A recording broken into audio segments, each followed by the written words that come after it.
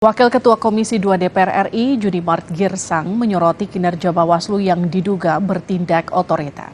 Junimart berdalih dalam proses pemilihan anggota Bawaslu di daerah diduga ada permainan. Junimart ikut merespon penurunan videotron Anies dan alat peraga kampanye partai yang dilakukan Bawaslu. Junimart menyebut selama ini telah banyak menerima laporan dari masyarakat terkait kinerja Bawaslu.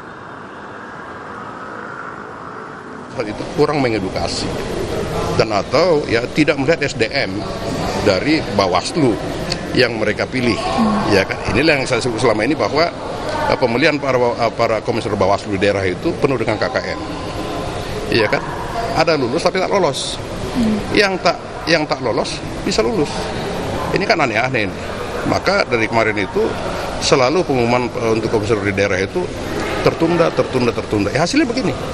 Gitu. Maka nanti dalam pertemuan lanjutan jam 5 sore kita akan kembali mengkritisi. Ya kalau yang mereka tetap tidak berubah, kami akan panggil rapat secara mendadak juga.